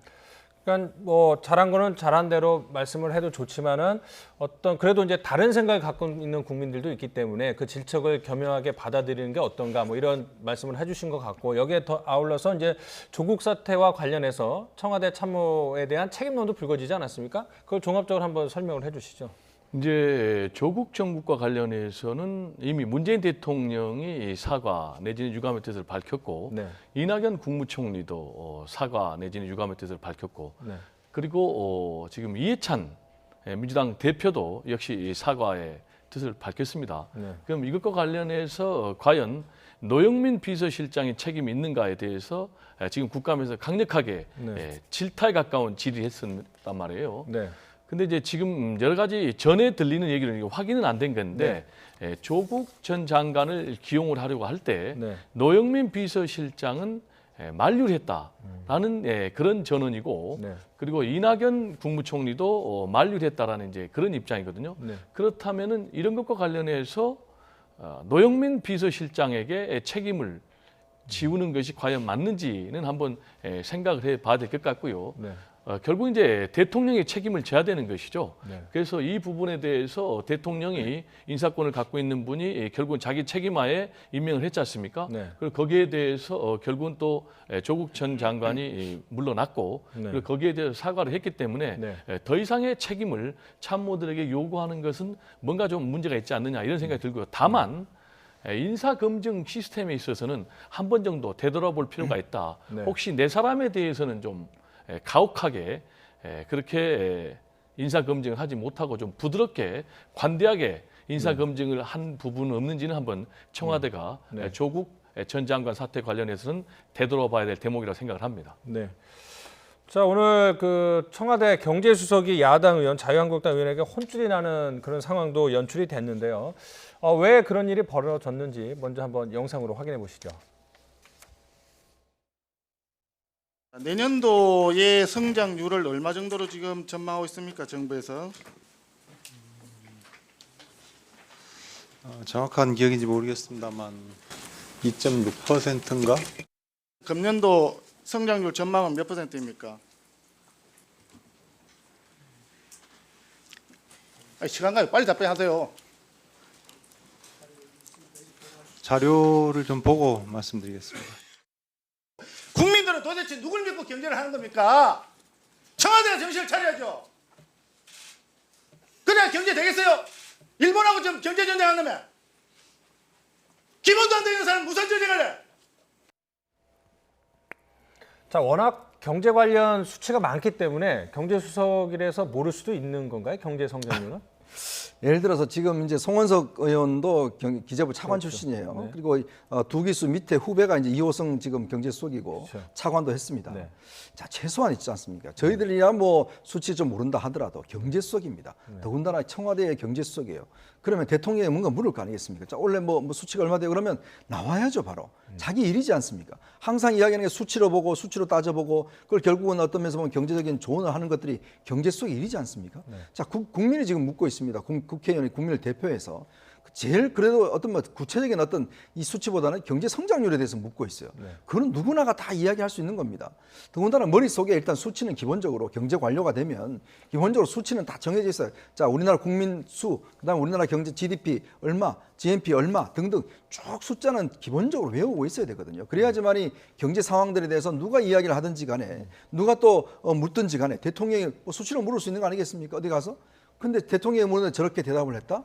모르겠습니다. 대통령이 묻는데도 저렇게 대답했다면 정말 제가 볼 때는 아마 청와대에서 있기 어려울 것 같은데 저렇게 국회에 나와서 성장률 하나도 지금 제대로 기억을 못하는 경제수석이 과연 경제를 할 수 있는 것인지 뭐 본인이 상당히 어려서 그런지는 모르겠지만 그러나 국민들이 바라보기에는 자, 정말 우리가 저런 수석을 믿고 우리 경제를 앞으로 가져갈 수 있을 것인가 라는 데 대한 근본적인 회의가 들지 않겠는가 그런 생각이 듭니다. 자, 뭐 얼어서 그럴 수도 있다고 하셨는데 혹시 경제수석을 위한 옹호하실 뭐 발언 있으신가요? 아니면 뭐 이 부분에 대해서는 저도 별로 옹호할 그런 생각은 없고요. 왜냐하면은 경제는 심리라고 하지 않습니까? 그래서 경제 주체들에게 강력한 메시지, 신뢰할 수 있는 메시지를 던져야 되는데 내년도 경제 성장률이 얼마 되느냐. 그래서 뭐 정확히는 잘 모르겠고 한 2.6% 정도 된다. 라면서 굉장히 자신감 없는 얘기. 그리고 그러면 이제 금년도 경제 성장률이 얼마나 되겠느냐라고 물어보니까 자료를 좀 보고 해야 되겠다. 이렇게 얘기를 했거든요. 물론 이제 올해 경제 성장률과 관련해서는 굉장히 예측하기 어려운 대목들이 많아요. 당장 미중 이제 무역 전쟁이 진행되고 있고 지금 일본의 경제 보복이 되고 있고 영국의 브렉시트 혼란이 계속되고 있고 또 뭐 아르헨티나 위기가 되고 있고 그럼에도 불구하고 대략 한 1.9%에서 2.0% 정도의 성장이 예상이 되는 그런 상황이거든요. 그럼 이 부분에 대해서 정확하게 얘기를 하고 다만 어느 정도 레인지가 좀 변동이 예상이 된다라면서 얘기를 해야 되는데 이 부분에 대해서 계속 머뭇머뭇하는 태도는 좀 잘못됐고요. 다만 이제 송원석 의원이 이 질의를 하는 과정에서 사실과 다른 대목이 좀 있었어요. 어떤 거죠? 그게 무슨 얘기냐면은 왜 이전 정부에서는 세계 경제 성장률보다 더 높은 성장률을 보였는데 오히려 문재인 정부 들어와서는 세계 경제 성장률보다 0.9%포인트 정도 낮은 성장을 보이고 있지 않느냐라고 얘기를 하니까 이제 이호순 경제수석이 아니다. 그는 실제로 지금 송원석 의원이 박근혜 정부 시절에 기재부 2차관이었거든요. 그때 정책할 때도 그때도 세계 경제 성장보다 마이너스 하지 않았느냐라고 얘기하니까 송원석 의원이 여기에 대해서 아무 반박을 못했는데 이런 부분은 송원석 의원도 아무리 공격도 좋지만은 사실에 근거한 그런 질의를 좀 해야 되지 않는가라는 생각이 좀 듭니다. 네, 잘 알겠습니다. 자, 청와대 국감 이제 마지막 하나 살펴볼 텐데요. 북한의 미사일 발사와 관련한 질의가 있었는데 정의용 국가안보실장이 답변을 했습니다. 어떤 내용인지 한번 들어보시죠.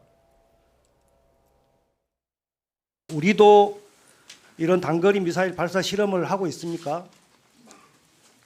상세하게 밝힐 수는 없습니다만 북한 못지않게 북한보다 적지 않게 미사일 시험 발사를 하고 있습니다. 저희가 볼 때는 지금 북한이 개발하고 있는 미사일 능력은 우리 안보에 아주 위중한 위협이 된다고 보지는 않습니다.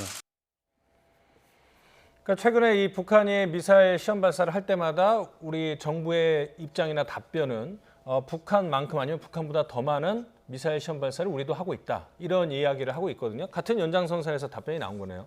그렇습니다. 그러니까 정의용 이제 국가안보실장은 그게 그렇게 우리에게 위협이 되지 않는다. 왜냐하면 우리도 실제 미사일 실험을 하고 있고 우리 미사일 위력이 북한의 미사일보다 훨씬 더 많다, 높다라는 이제 그런 얘기를 하는 거거든요. 실제로 그러면서 북한의 국방비 예산보다 우리 예산이 6배 정도 많습니다. 그러니까 이제 뭐 단순 비교를 해도 우리의 국방력이 북한의 이제 국방력보다 훨씬 더 높고요.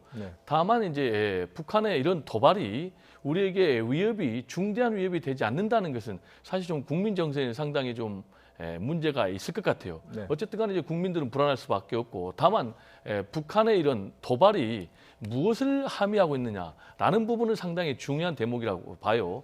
첫째는 이제 우리 남한에 대해서는 계속해서 남한은 뭐 하고 있느냐, 미국을 강력하게 움직여서 대북 제재를 해제하는 데 좀 역할을 하고 그리고 일단 금강산 관광 재개하는데 남한이 독자적으로도 좀 시작을 해라라는 이제 메시지가 담겨 있고요. 또 미국에 대해서는 계속해서 압박을 하는 거죠. 즉 그 얘기는 뭐냐면은 연말까지 새로운 계산법을 가지고 나오라고 하고 있는 것 아니겠습니까? 그래서 미국이 대북 제재를 해제한다라든지 북한의 체제 안정 보장과 관련해서 뭔가 획기적인 방법을 가지고 오지 않는다면은 앞으로 우리는 더 고강도, 예를 들면은 뭐 SLBM이라든지 이런 것을 할 수 있다. 라는 이제 그런 메시지가 담겨 있는 것으로 저는 해석이 됩니다.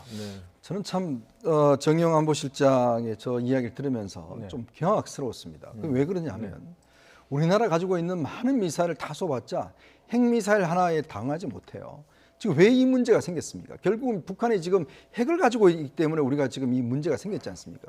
지금 특히 북한은 핵무기를 장착할 수 있는 미사일을 잇따라서 실험 발사에 성공했습니다. 자, 지금 어제 발사한 지금 신형 그 방사포 같은 경우도 보면 결국 이게 370km 오는 거거든요. 정확히 우리나라의 주한미군이 주둔하고 있는 기지를 때릴 수가 있는 바로 미사일입니다. 그리고 최근에 개발한 이스칸다르급이라든지 또 에이테킴스라든지 신종 3종 무기에 모두가 다 핵탄두를 장착할 수가 있어요.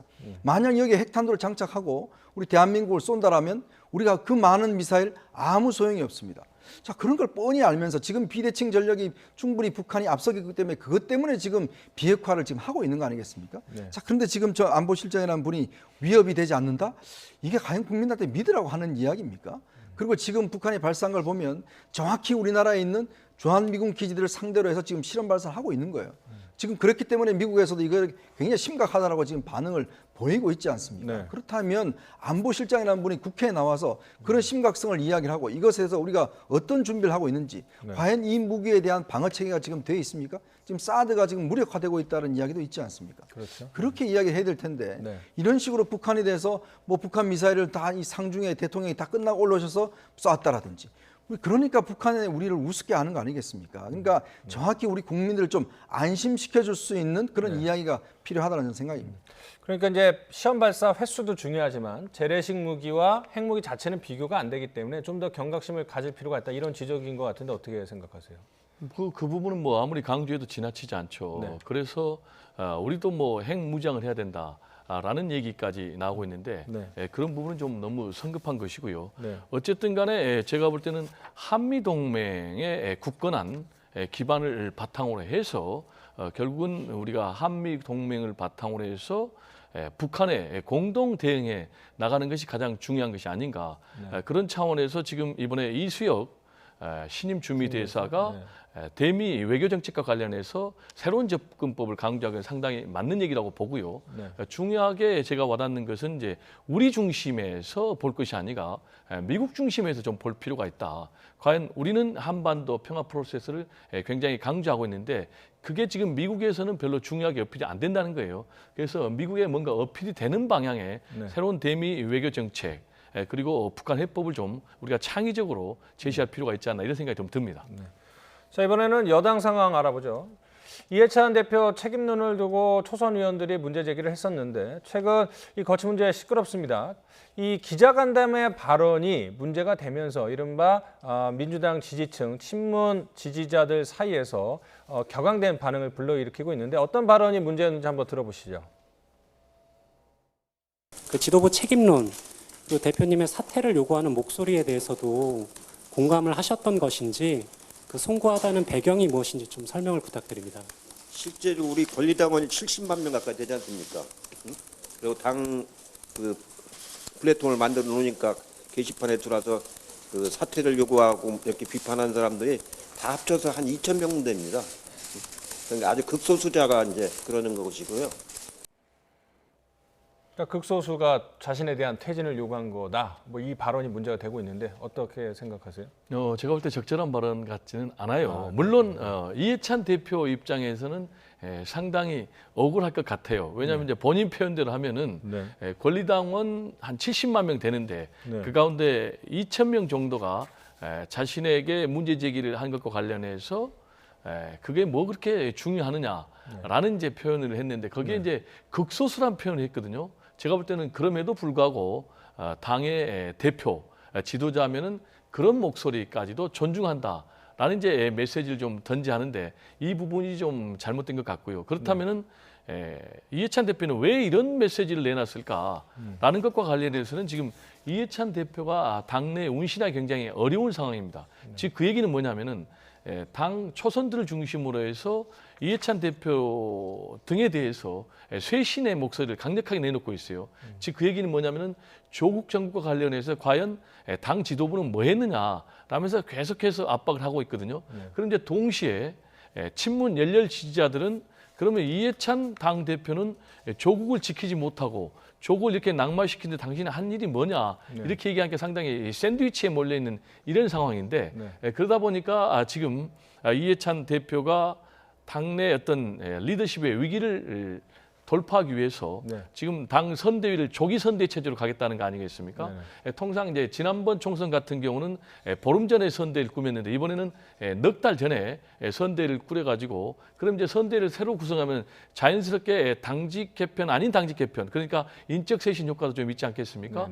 이런 것들이 다 당내 리더십 위기를 극복하기 위한 그런 행보로 다 맞물리는 것이 아닌가 이렇게 분석이 됩니다.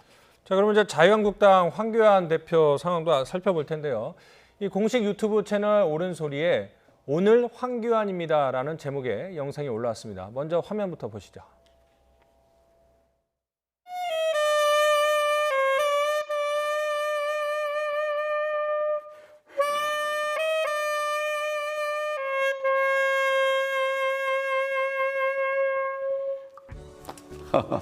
안녕하십니까, 황교안입니다.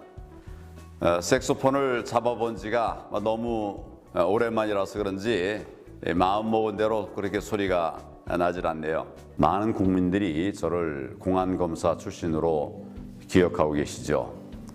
공안검사라고 하면 인권을 탄압하고 또 근로자들을 어렵게 하는 그런 사람으로 알고 있기도 한데요. 그것은 전적으로 오해입니다.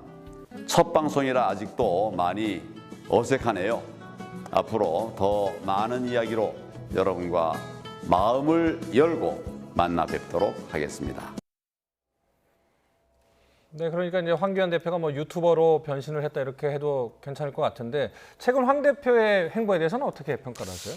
참 저는 이해찬 대표의 기자회견도 참 이해할 수가 없는데 참 이해찬 대표가 원래 사과라는 말을 참 안 하십니다. 인색하죠. 네, 근데 16일 만에 기자회견을 하면서 조국이라는 말 한마디조차 안 하고 송구합니다라는 이야기로 대체를 하고 또 이제 당원들의 어떤 쇄신 요구에 대해서 극소수밖에 하지 않는다라는 저런 이야기를 하고 있는데 황교안 대표도 저는 참 비슷하다는 생각이 솔직히 들어요. 지금 사실은 최근에 일어난 여러 가지 자유한국당 내에서 일해 보면 저기 밖에 있을 때는 그래도 힘을 뭉쳐 싸우잖아요. 근데 지금 이제 어떤 조국이라는 카드가 없어진 상황에서 지금 상황을 보면 온전히 이제는 자신들의 능력으로서 보여줘야 되는 그런 상황입니다. 근데 지금 딱 끝나자마자 보여주고 있는 모습이 어떤가? 뭐 최근에 다 기억하실 겁니다. 표창장 수여라든지 그다음에 뭐 이 제1호지 명의 인사에 지금 삐걱거리는 문제라든지 등등 정말 뭔가 어떤 면에서 보면 그 며칠 사이에 여러 건들에 또 뭐 유튜브에다가 또 문재인 대통령 이 벌거벗은 사진 그 그림 올린 거라든지 등등 해서 지금 점수를 올려만 해도 뭐 지지율도 많이 떨어졌고 지금 점수를 까먹는 일만 하고 있거든요. 더군다나 지금 당의 어떤 본인이 지난번 그 집회에 나가서 이야기했던 정말 보수대 통합을 위해서 나의 모든 것을 버리겠다라고 이야기를 했지 않습니까? 근데 지금 뭐 전혀 뒤소식이 없어요. 좀 지지율이 좀 올라가니까 뭐 보수대 통합 필요 없는가 보다라고 생각하시는 모르겠지만 지금 어떤 면에서 보면 저렇게 뭐 색소폰 불고 하는 저런 이미지의 어떤 작업도 좋다고 봅니다. 그러나 더 중요한 것들이 있죠. 결국은 이제 당에서 어떻게 하면 이 국민들의 이제 좀 야당에 대한 기대가 커졌지 않습니까? 그 커진 만큼 뭔가 달라진 모습을 보여줘야 되잖아요. 근데 지금 전혀 달라진 모습을 못 보여주고 있고 계속 실수만 하고 있죠. 또 그리고 보수대 통합이라는 것을 본인이 알아서 한다고 했는데 전혀 움직임이 없어요. 그러면 그걸 먼저 하셔야 되는 게 아닌가.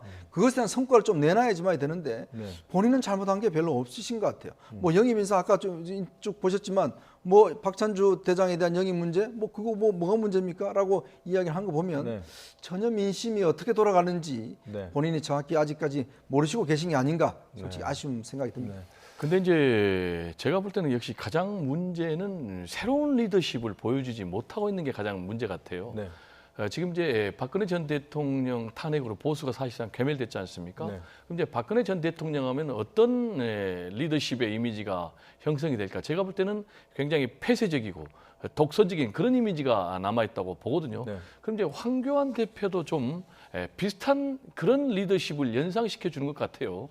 그렇다면은 당내에서 그리고 당 외에서 좀 열린 리더십 그리고 포용하는 그런 리더십을 보여줘야 되거든요.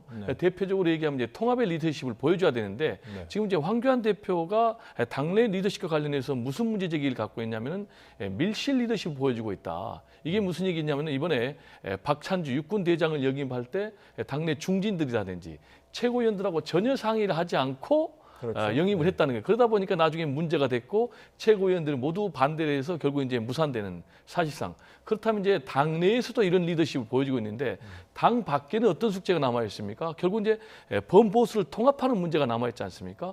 그러면 이제 범보수를 통합하는 문제와 관련해서도 본인이 새로운 리더십, 즉 포용적 리더십을 보여줘야 되는데 이런 리더십을 지금 보여주지 않고 있기 때문에 한국당의 지지율이 지금 탄력을 받지 못하고 있고 본인 지지율도 결국은 이낙연 총리의 뒤이은 계속 2인자 자리만 하고 있는 건 아닌가 이런 좀 생각이 듭니다. 두 분이 그 당 지지율을 말씀을 하셨으니까 한번 그래픽을 보면서 살펴볼 텐데요.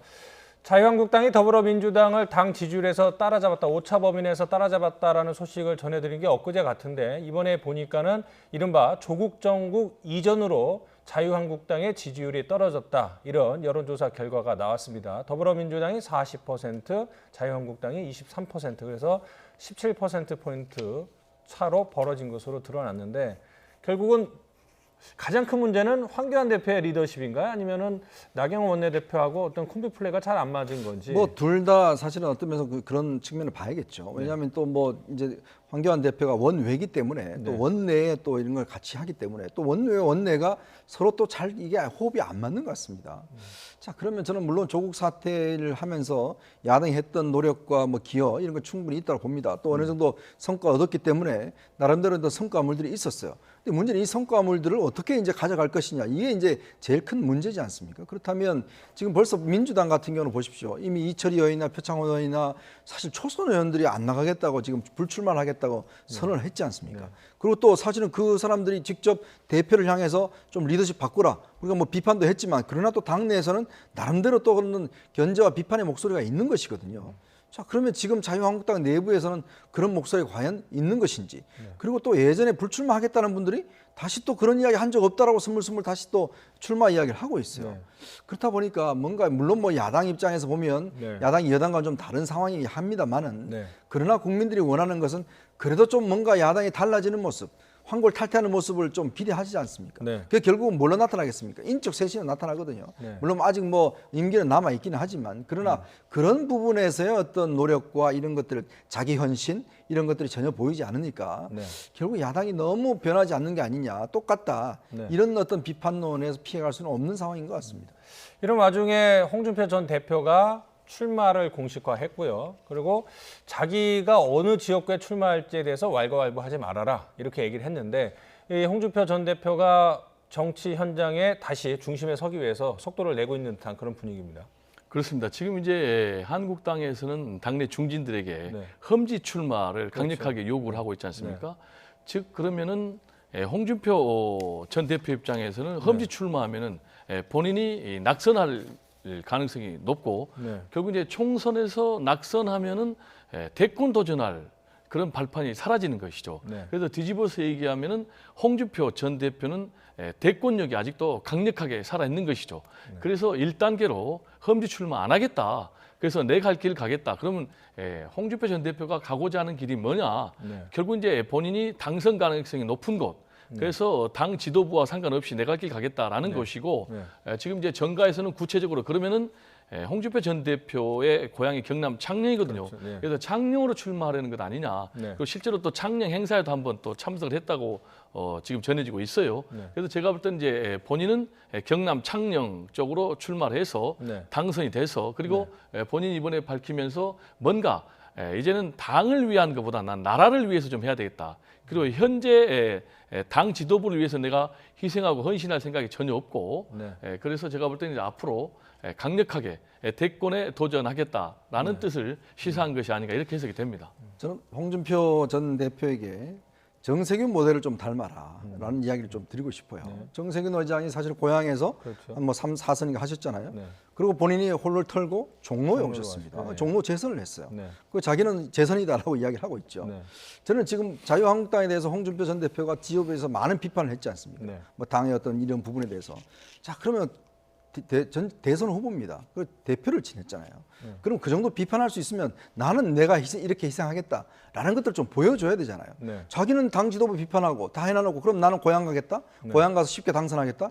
이렇게 이야기를 하면 누가 앞으로 예를 들어서 하겠습니까? 희생을 하겠습니까? 자, 그러면서 본다면 이런 시국에, 당이 어려운 시국에 본인이 직접적으로 험지에 가서 뭐 출마를 한다고 하면 당에서도 박수를 칠 것이고 역시 홍준표 대표다라고 이야기를 할 거 아니겠습니까? 자, 그래서 저는 홍준표 대표가 내 문제 상관하지 말아라고 이야기하기 이전에 본인이 뭔가 뭘 하겠다는 비전을 제시해야죠. 그게 최소한의 저는 대선 후보로서의 할 수 있는 역할이 아닌가라는 생각이 듭니다. 그러니까 앞서 잠시 말씀을 하셨지만 뭐 김무성 전 대표 등을 비롯해서 일부 의원들이 불출마를 일찌감치 선언을 하지 않았습니까? 그런데 지금 뭐 철회를 하거나 뭐 이런 얘기가 나오는데 어떻게 보세요? 그러니까 말을 하지 않죠. 그러니까 이제 불출마라는 말을 다시 하지 않기 때문에 또 출마라는 이야기도 하지 않습니다. 그러니까 이제 어쩌면 보면 나중에 이제 공천 시즌에 가서 이제 그때 또 출마하려는 것인데 정치인의 말은 무겁습니다. 결국 국민들 다 기억하고 계시거든요. 그리고 당장은 못 하더라도 그런 어떤 약속 때문에 그리고 또 그 다음에 또 정치라는 거는 뭐 이번에 국회의원 안 한다고 그래서 영원히 국회의원 하지 말라는 법 없지 않습니까? 그래서 그렇다면 국회의원이 한번 이야기를 한 거면 그걸 지켜주는 것이 어떤 면에서는 보수주의자의 저는 기본적인 자세이고 또 국회를 그동안 했던 중진들의 기본적인 태도이지 않을까라는 생각이 들면서 본인이 했던 이야기 반드시 지키라는 말씀 좀 드리고 싶습니다. 자, 이렇게 정치권이 뭐 갈등도 있고 여러 가지 양상을 보이고 있는데요.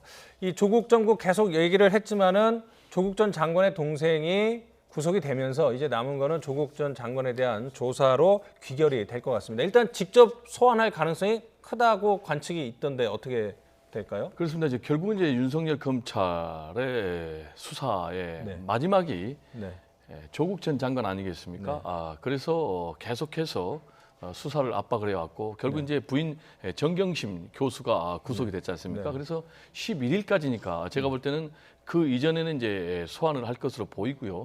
그리고 검찰에서는 사실상 조국 전 장관을 지금 피의자로 분류해 놓고 있기 때문에 어쨌든 간에 죄가 있으면 있는 대로 없으면 없는 대로 시시비비를 가려야 되니까 부를 것은 명약 관하에 보이고요. 그럼 이제 어떤 부분에 대해서 혐의가 집중적으로 되겠느냐라면 일단은 증거인멸 방조 내지는 이제 교사 혐의를 좀 두고 있는 것이고 그리고 이제 정경심 교수가 투자한 것을 만약에 알았다면은 사모펀드에 직접 투자하고 경영에 관여한 것을 알았다면은 이거는 이제 고위공직자윤리법 위반이니까 이 두 가지 부분에 대해서 집중적으로 검찰에서 묻고 수사를 펼칠 것으로 그렇게 전망이 됩니다.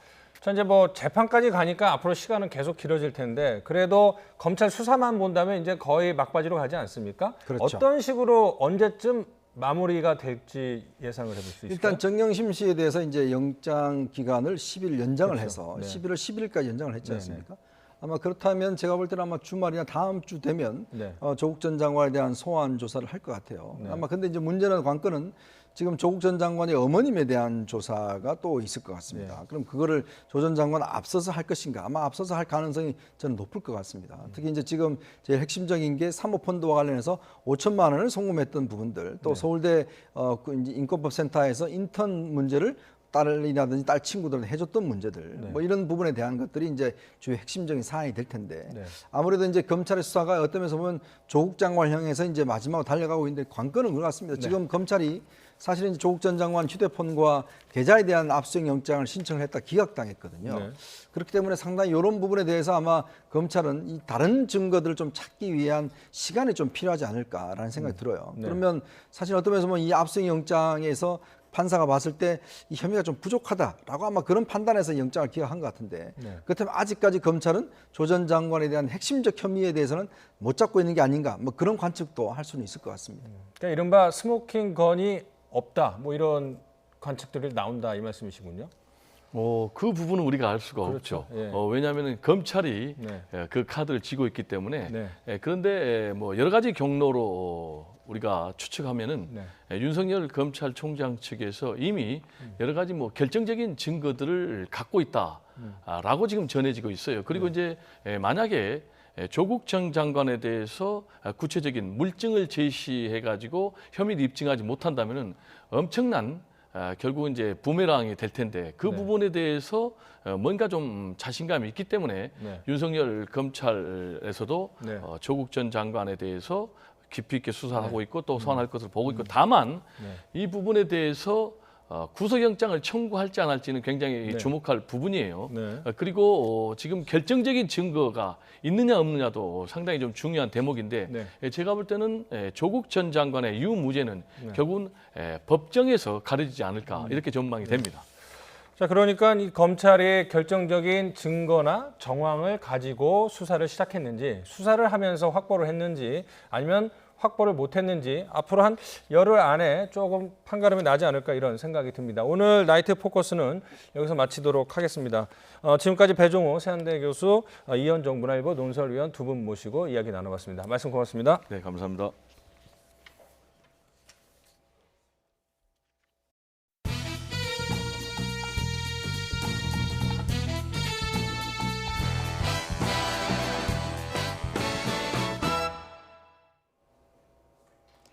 내년 도쿄올림픽 출전권이 걸린 이번 프리미어 12 대회에는 우리나라 야구의 미래를 책임질 젊은 선수들이 대거 포함됐습니다. 이정우와 강백호, 고우석과 이승호 선수까지 이제가 20살을 넘긴 대표팀의 막내 선수들을 허재원 기자가 만나고 왔습니다. 힘차게 배트를 휘두르는 이정우의 눈빛이 날카롭습니다. 강백호는 연습 타격에서도 공을 연달아 담장 밖으로 넘깁니다. 길고 길었던 프로야구 시즌을 마치자마자 쉴 틈도 없이 합류한 국가대표팀. 하지만 태극마크를 달고 나라를 대표한다는 설렘에 힘든 줄도 모릅니다. 2017년 신인왕 이정후와 지난해 신인왕 강백호. 천재적인 타격감과 폭넓은 수비 범위를 고루 갖춘 외야의 제목들입니다. 고등학생 때 제가 이 대회가 우승하는 걸 보고 저도 커서 나가보고 싶다라는 생각을 했었는데 이렇게 기회가 와서 좀 감사하게 생각하고 있고, 첫 성인 대표팀에 합류한 거라 많이 설레고, 뭐 제가 할 수 있는 거라고는 그냥 선배들 많이 도와드리고 그리고 국가를 위해서 좀 더 열심히 뛰는 것밖에 없는 거라 생각해서요. 대표팀 마운드에는 모처럼 혜성처럼 나타난 이승호와 고우석이 있습니다. 키움의 이승호는 한국 시리즈에서 흔들림 없는 호투를 펼치며 대표팀에 깜짝 발탁됐고, 고우석은 150km가 넘는 빠른 공으로 데뷔 첫 해부터 소속팀 LG의 마무리를 맡아 35세이브로 이 부문 2위에 올랐습니다. 이제 갓 20살을 넘긴 이들은 11년 전 야구대표팀이 베이징 올림픽에서 전승 우승을 차지하는 장면을 지켜보며 야구 선수의 꿈을 키워온 베이징 키즈입니다. 베이징 올림픽을 보면서 꿈을 키웠는데 또 다른 누군가가 저희를 보고 꿈을 키울 수 있는 그 자리에 나간다는 것만으로도 영광이기 때문에 우리나라 야구의 미래를 책임질 대들보로 성장하고 있는 4인방은 베이징 신화를 일궈낸 김경문 감독의 지도를 받으며 내년 도쿄올림픽을 향해 달려가고 있습니다. YTN 허재원입니다. V리그 남자부 OK저축은행이 개막 4연승을 거두며 초반 판도를 주도하고 있습니다. 새로운 사령탑 석진욱 감독의 자율형 리더십이 팀을 바꿨다는 평가입니다. 양시창 기자입니다. OK저축은행의 작전 시간. 석진욱 감독의 작전 지시가 끝났는데도 선수들은 코트로 나가지 않고 분주하게 이야기를 주고받습니다. 하나씩 천천히. 친구가 넘어질 때 높게 때 너가 넘어질 때 높게 때. 올 시즌부터 달라진 OK저축은행의 작전 타임 풍경입니다. 작전 시간 중 석 감독이 지시하는 시간보다 선수들끼리 의견을 주고받는 시간이 더 긴 경우도 많습니다. 고민 많이 했거든요. 근데 선수들끼리 대화한다는 게 얼마나 좋은 겁니까? 제가 할 얘기는 좀 빨리 끝내려고 하고 있고요. 그리고 선수들끼리 대화하고 선수들끼리 작전하고. 석 감독의 자율형 리더십 속 OK저축은행은 예상을 깨고 무패 행진으로 V리그 초반 분위기를 주도하고 있습니다. 대한항공과 삼성화재 등 강팀을 잇따라 무너뜨린 것은 물론 KB손해보험에 첫 2세트를 내주고도 끝내 경기를 뒤집는 저력까지 보였습니다. 초반 분위기를 주도했지만 외국인 선수 의존도가 높았던 지난 시즌과 달리 국내 선수들이 고른 활약을 보인다는 점에서 올 시즌 기세는 심상치 않습니다. 레프트 송명근이 공격 성공률 3위, 후위 공격 1위에 오르는 등 에이스 본색을 되찾았고 세터 이민규와 라이트 조재성도 고비마다 알토란 같은 활약을 펼치고 있습니다. 몸 상태가 괜찮아가지고 제가 좀 더 자신 있게 플레이를 할 수 있는 것 같아요. 그래서 몸 관리의 중요성을 좀 더 알았고 또 계속 관리하면서 또 경기를 잘해야 될 것 같습니다. 외국인 선수 레오가 지난 30일 종아리 근육을 다친 것이 악재. 최소 2주 이상 국내 선수만으로 경기를 치러야 하지만 석 감독은 선수 보강 없이 끌고 가겠다는 생각입니다. 자율형 리더십으로 무장한 OK저축은행의 초반 질주가 어디까지 이어질지 관심입니다. YTN 양시창입니다.